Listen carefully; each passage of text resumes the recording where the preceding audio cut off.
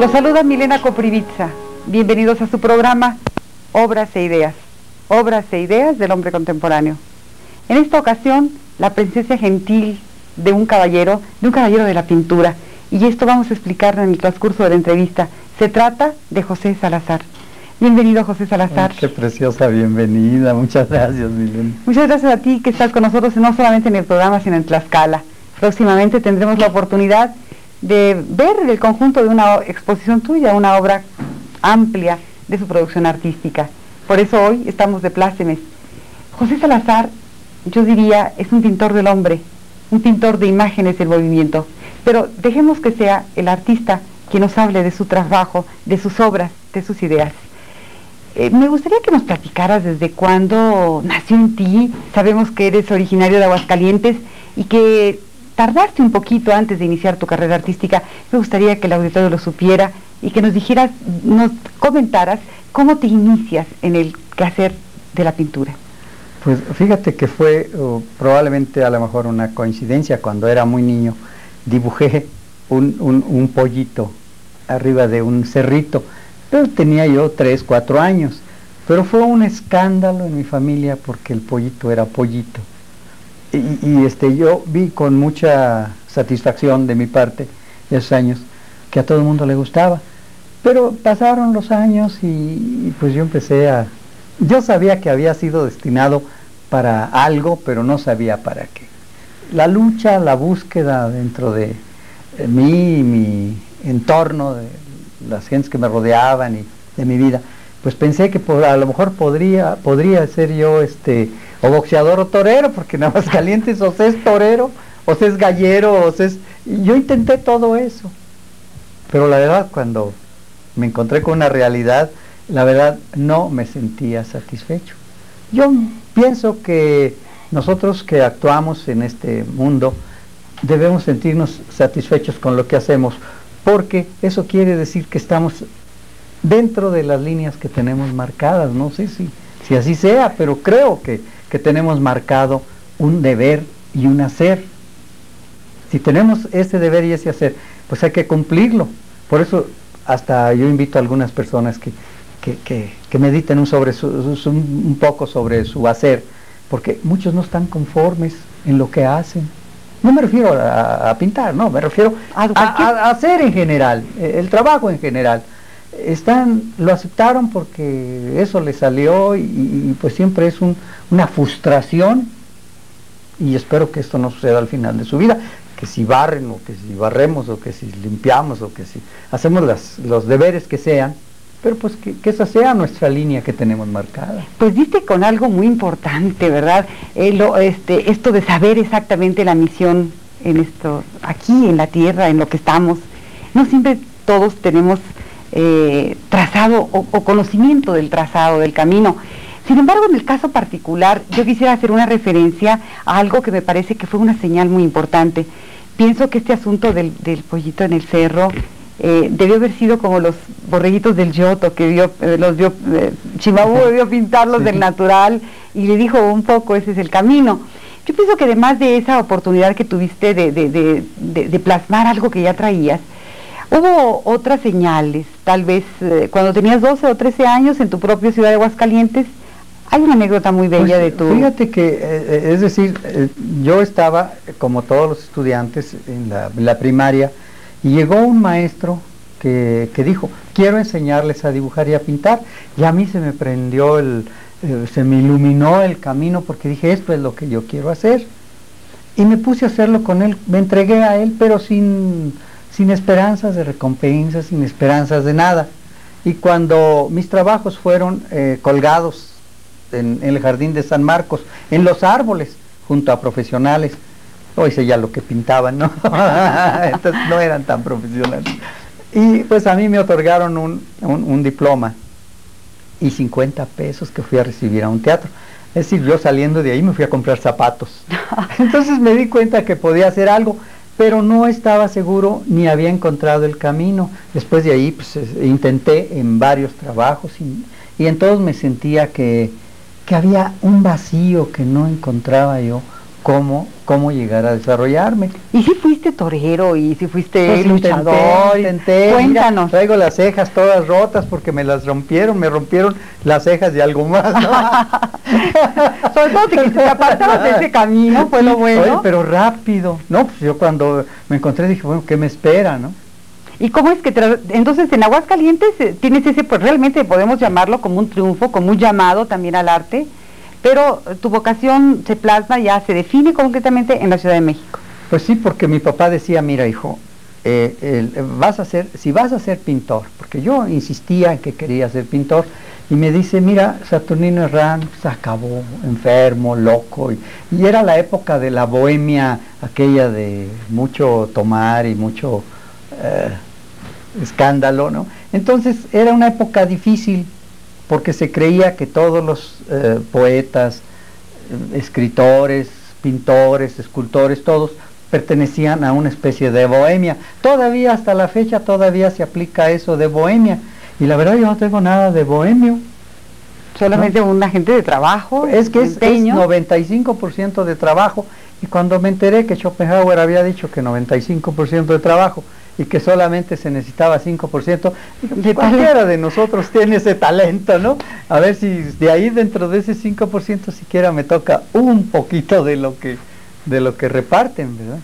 ¿Y en la Ciudad de México ingresas a la Esmeralda entonces? Sí, inmediatamente, pero no pude porque... Por compartir los tiempos seguramente. Pues es que ¿qué hacía? Había que comer, había que pagar renta, había que vestirse, y pues entonces acepté un trabajo que medio lo había empezado en Aguascalientes, y después de eso pues empezó la lucha para consolidar, por lo menos mentalmente, qué era lo que me pasaba. Eso es muy importante que lo señales. Quiere decir que los avatares, llamémoslo así, a los que te tuviste que enfrentar, no te apartaron del camino que ya había trazado en ti esa vocación del arte, sí. Ya te había señalado. Fíjate que fueron muchos, Milena, muchísimos. Es decir, dicen que el mejor general es aquel que ha tenido más derrotas. Y la verdad es que a mí me derrotaban otras, y sufrí muchas derrotas. Y todavía la sigo sufriendo acá entre nos, porque pues bueno, son retos, supongo. Probablemente sean retos, pero cuando te enfrentas a algo, pues lo tienes que hacer con todo el entusiasmo, con todo lo que tienes.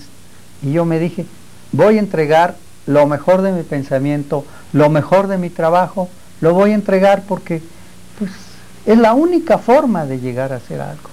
Bueno, esto de llegar a hacer algo tiene un punto muy importante en tu carrera, que es el triunfo después de varios años de trabajo, de esfuerzo, justamente en la Esmeralda, y obtienes tu título de maestro en pintura y en escultura, un grado que te permite, no sé, ya enfrentar de lleno la carrera, la vocación en el arte. Pues fue también otra cosa extraña, Milena, y la verdad nunca lo he dicho, pero después de que estudié en la escuela con un ahínco y unas ganas, además pues yo tenía beca del gobierno de Bellas Artes, y debía de tener 8.5 para conservar la beca. Afortunadamente yo tuve 9.2. Porque en carpintería andaba mal. ¿No? Pero sí tuve buenas calificaciones. El problema fue cuando, dice que esto es interesante, porque cuando yo entré al primer año a la escuela, iba yo a las exposiciones y veía las exposiciones y decía, pues este señor, yo cuando salga de la escuela voy a pintar mejor que él. En segundo año iba y veía otra vez otra exposición y decía, bueno, tiene algo, pero pues entonces la carrera y un poquito más.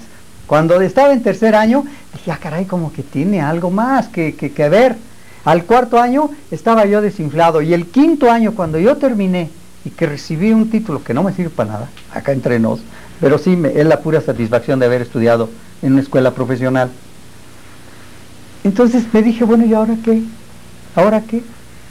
Y la verdad que no estudié, ni hice nada, ni pinté, fue luchar y luchar en mi interior para encontrar algo, y nunca participé en exposiciones, nunca quise exhibirme, porque sabía que no tenía un estilo, que no era, que era un un pintor que pinta, como ser un artesano, como ser una gente así. Entonces yo no tenía que enseñar, y de veras que en 2, 3 años no hice nada, hasta que encontré un...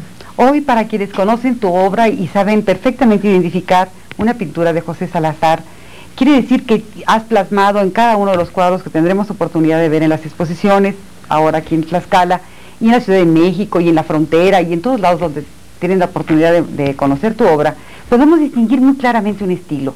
Esta es una pintura de José Salazar.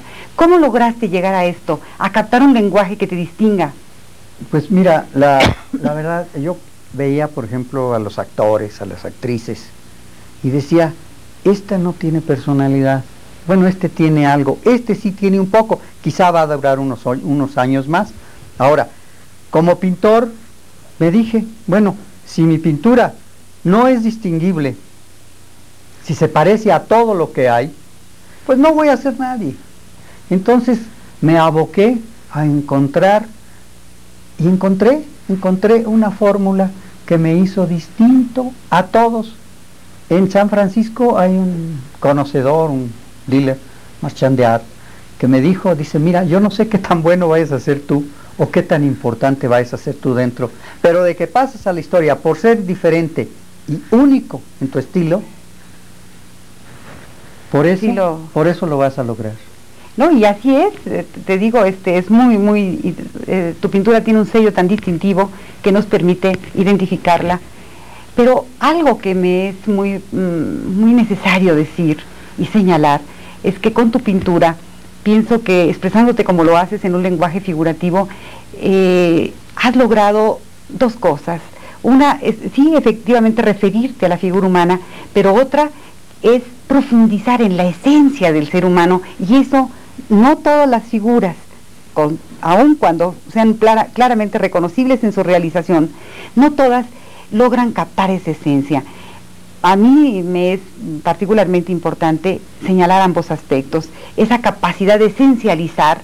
Y bueno, si nosotros nos enfrentamos a una pintura tuya, nos damos cuenta que son superficies con grandes texturas, con colores, con una gran gama, te regocijas en el color, eres un colorista por excelencia. Y luego, en la primera visión, probablemente nos das la oportunidad de conocer una sinfonía de colores musicales, hay mucha musicalidad en tu pintura. Sin embargo, vamos profundizando en la obra y vamos encontrando al ser humano. Me gustaría muchísimo saber cuál es tu proceso creador para lograrlo. Pues mira, el proceso, la verdad no lo conozco, no, porque eso es, pues pertenece a algo que está fuera de mí. Pero lo que te puedo decir es esto: a mí me ha interesado la raza humana como la representación más extraordinaria que existe en el planeta. En una plática anterior te decía que lo más importante para nosotros son nuestros semejantes, lo que hacen, lo que piensan, cómo somos, y quiero tratar de interpretarlos. Es decir, yo no pretendo ser un psicólogo y analizar y hacer exámenes sobre mi cuadro. Yo dejo que los seres vivientes, porque eso es lo que a mí me interesa, que las pinturas vivan dentro del cuadro. Porque a mí me decía, necesito que me lo explique, le digo, aquel cuadro que necesita estar el pintor explicándolo, ¿qué va a hacer cuando ya no exista o cuando esté en las manos de otros? La pintura se tiene que sentir, ver, y hay que verla como si fuéramos niños. Cuando uno llega y ve un cuadro, lo primero que es, como decíamos, no llegar con lanzas, no llegar criticando, porque a menos que tengan una autoridad y hayan visto mucha pintura, se puede hacer eso. Pero si no han visto mucha pintura y no conocen algo, ¿verdad? Es decir, si tienen una idea, guíense por algo fantástico, que nosotros tenemos un instinto que tenemos para percibir. Alguien me dice, yo no conozco de perspectiva, no necesitas, si ves que una cosa está mal planeada, ¿por qué la notas inmediatamente? Porque nosotros todos los seres humanos, estamos dotados para percibir. Yo no les exijo que lo hagan, sino que lo perciban, que vengan como niños y en un momento dado se dejen llevar por la obra. Si no les gusta, pues ya la rechazarán después o le darán otra vueltecita, ¿no? Pero es importante llegar a la obra como la frase aquella que decía Cristo cuando decía, dejad que los niños vengan a mí, yo me lo imagino como una pintura. También los niños deben llegar a la pintura, y todos los grandes, los mayores, debemos ir como niños a recibir algo. Si lo recibimos, qué bueno; si no, pues no hemos perdido nada. Es decir, es el intento de encontrar esto que acabas de señalar de los niños, que nos lo hace sentir tanto del externo, los niños, y sentirnos como niños ante una sinfonía de color, ante lo que es una pintura. Pero también quisiera remitirme a algo que es frecuente en tu temática: los niños dentro de tus cuadros, los niños en actitud de juego, los niños sorprendidos en sus rostros, en ese encuentro maravilloso del artista que no ha perdido su sensibilidad ante la infancia y ante el rostro de la infancia. El rostro de la mujer también está presente. ¿Qué es lo que te lleva a elegir algunos temas respecto a otros dentro de la gama de lo que es la experiencia humana en la vida? Pues la verdad es que es un impulso interno que te empuja hacia determinados gustos y objetos. Por ejemplo, tú dices que soy un colorista. Bueno, afortunadamente he tenido la fortuna de que mis cuadros estén colgados en museos y galerías de otros países y en colecciones particulares, donde un señor que tiene Van Gogh, Toulouse-Lautrec, Rembrandt, y luego cuando lo conocí en una exposición en el extranjero, me dice, yo siempre veo los cuadros y digo, buenas noches Rembrandt, buenas noches Toulouse, y luego digo, José Salazar.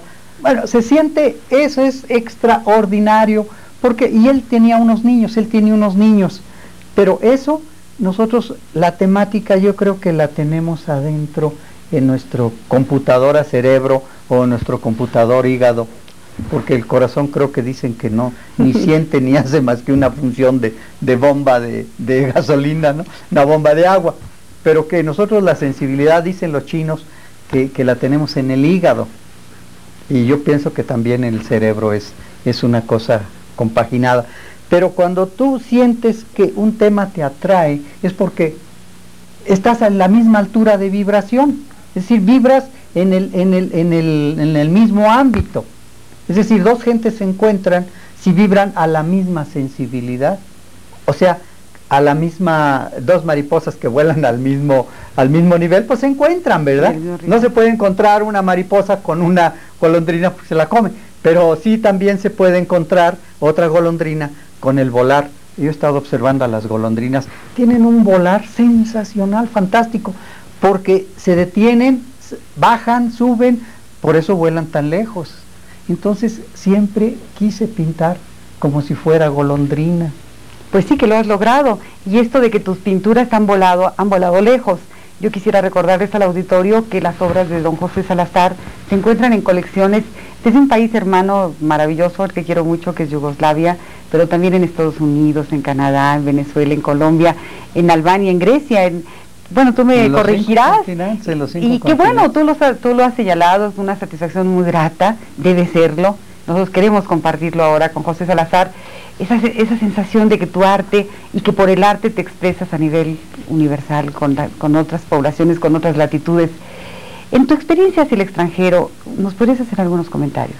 Fíjate que una vez estaba yo precisamente, y no es por nada, pero encontré dos yugoslavios en Ottawa, se dice Arowa, pero yo lo digo Ottawa, pues estoy en México, y me dicen, oiga, ¿por qué pinta usted así? Nosotros tenemos la referencia de pintura mexicana, revolucionarios, guaraches, sombreros, cananas y todo eso. Usted es mexicano y no pinta como mexicano. Le digo, la diferencia es que yo nací en otra época. Yo nací cuando ya no estamos en la revolución. La revolución fue necesaria, fue utilizada como arte.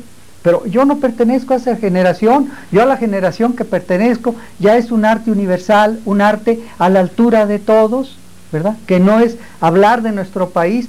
La verdad, yo no hago ni cuadros típicos ni cuadros representativos de México. Estoy haciendo pintura con este color, con esta luz y con esta ensoñación que nosotros tenemos a la manera mexicana, sin llevar una banderita, porque por eso quizás a lo mejor me han aceptado en otros lados, ¿no? Y te identificas. Y además, pues estoy hablando de...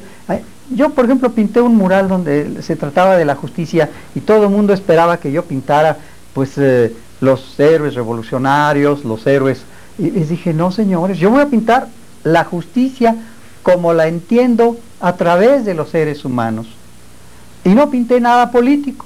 Entonces, pues, ¿qué pinté? Una pintura con personajes donde el equilibrio entre el uno y el otro, ¿no? Es una balanza, por ejemplo, lo más importante, donde la quiere jalar cada quien para su lado. Esa es la justicia. Cada quien quisiera que la justicia fuera a favor de él, y para eso es equitativo.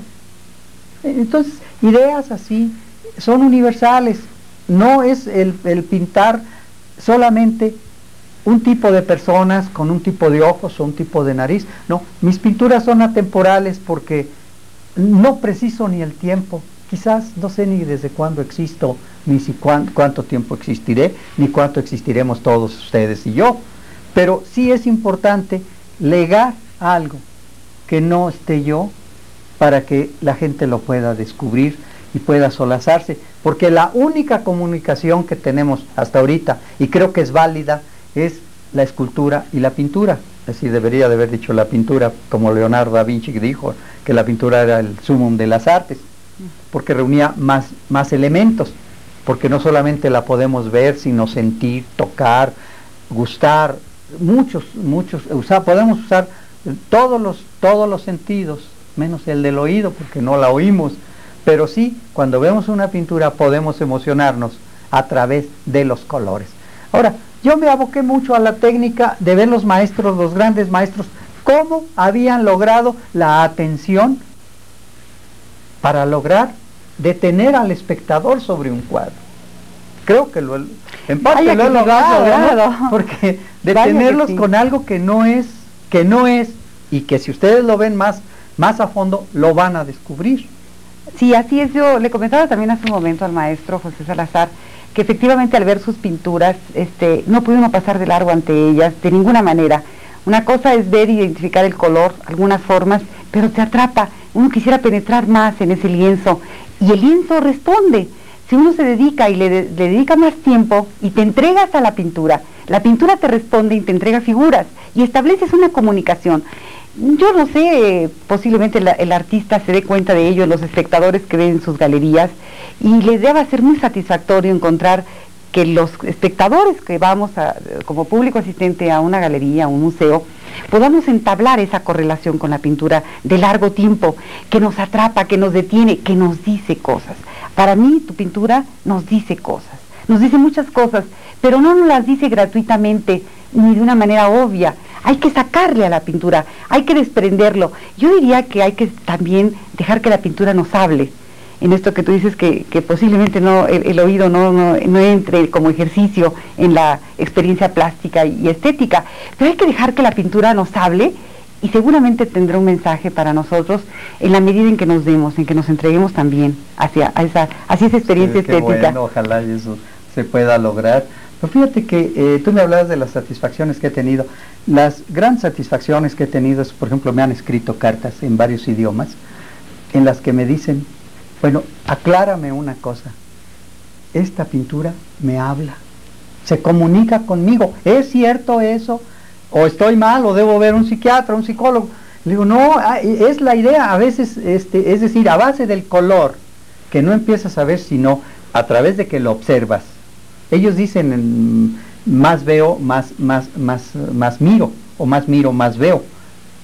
Pero eso te va atrayendo y luego, además de que te puede comunicar algo, empiezas a descubrir personajes que ni siquiera te imaginabas que estaban, y no están abstractamente ni deformados, es decir, están dentro de un teatro, dentro de un contexto. Si el cuadro representa, por decir, una sala, ves la sala y ves un personaje o dos, pero luego empiezas a descubrir que hay más y que hay objetos, y cada vez más.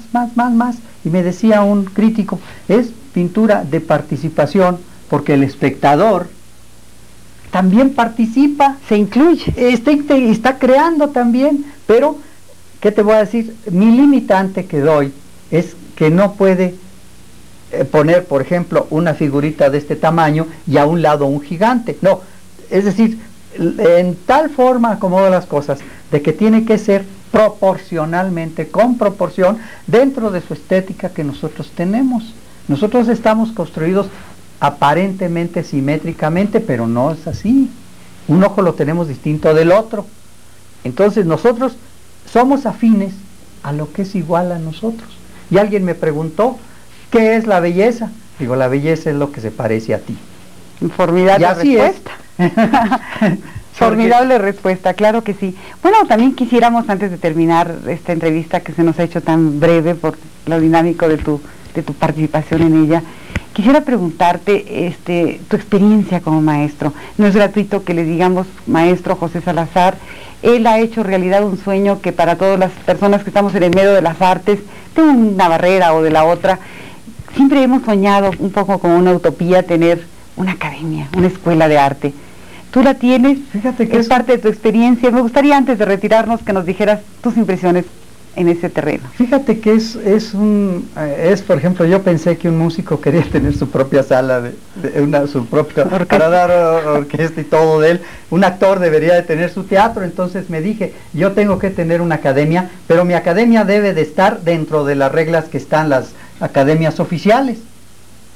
Que se enseñe no solamente a pintar, a dibujar, a esculpir, grabado, sino también la perspectiva, la composición, la teoría del color, la historia del arte, todo eso que se enseñe como complemento.